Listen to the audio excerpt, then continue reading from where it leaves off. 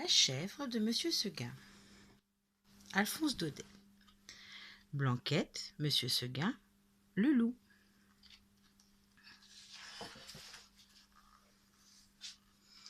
Il était une fois un homme, Monsieur Seguin, qui n'avait jamais eu de chance avec ses chèvres. Il en avait eu 6 et, chaque fois, elles avaient cassé leurs cordes afin de goûter à l'ivresse de la liberté. Et toutes, dans la montagne, avaient rencontré le loup, qui, de ses crocs, avait mis fin à leur belle aventure. Cependant, Monsieur Seguin ne se décourageait pas et acheta une 7e chèvre. Pour qu'elle lui reste fidèle, il la choisit toute jeune et l'installa chez lui dans un joli enclos où il prit soin de l'attacher avec une longue corde. Il ne pouvait s'empêcher de venir sans cesse l'admirer, car il n'y avait pas, dans tout le pays, une plus jolie petite chèvre que la sienne. Son poil était aussi blanc que long, ses yeux étaient d'une douceur infinie, et ses minuscules sabots luisaient comme des souliers vernis.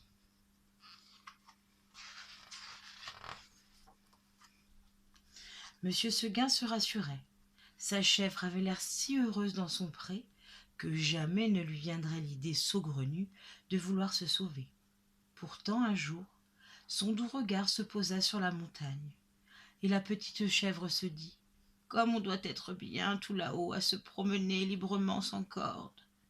Je suis sûre que le vent y chante une bien plus belle mélodie qu'ici. » À partir de cet instant, la petite chèvre perdit le goût de tout.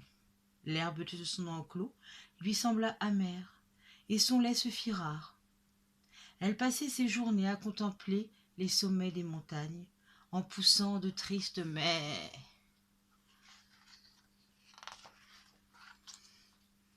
Inquiet, Monsieur Seguin questionna sa petite pensionnaire. « Que se passe-t-il, ma Blanquette ? Je m'ennuie ici. Je veux aller dans la montagne. »« Toi aussi ?» s'exclama Monsieur Seguin. « Veux-tu un autre pré ou une corde plus longue ?»« Je désire seulement aller là-haut, » répondit la petite chèvre en baissant la tête. « Malheureuse, sais-tu que sur ces cimes qui t'attirent tant, t'attend le loup ?» s'écria Monsieur Seguin. « Mais j'ai des cornes et mon courage, » répondit Blanquette. « Hélas, elles ne pourront rien face à cette bête féroce, » s'exclama Monsieur Seguin. Ne pouvant lui faire entendre raison, Monsieur Seguin attrapa sa chèvre et l'enferma à double tour dans une étable toute noire.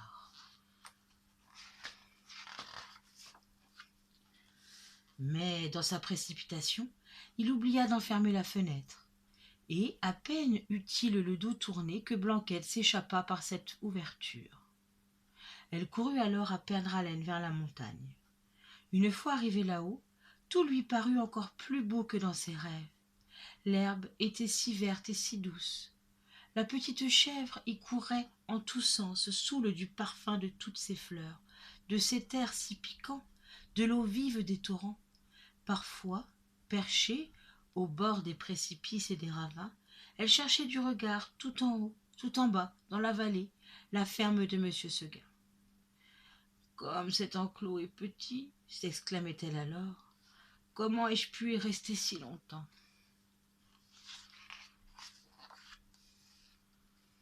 Soudain, le soleil bascula derrière la montagne qui aussitôt s'habilla d'ombre. Blanquette frissonna. « Voilà le soir qui tombe, » murmura-t-elle. Elle s'aperçut alors qu'elle ne pouvait déjà plus distinguer la maison de Monsieur Seguin. Mais son cœur se serra bien plus lorsqu'un sinistre hurlement déchira le silence. Et ce fut au moment où elle entendit les appels de Monsieur Seguin, qui tentait encore une fois de la ramener à la raison, qu'elle vit luire les crocs du loup dans la nuit. Celui-ci ne se pressa pas, il était sûr de la manger.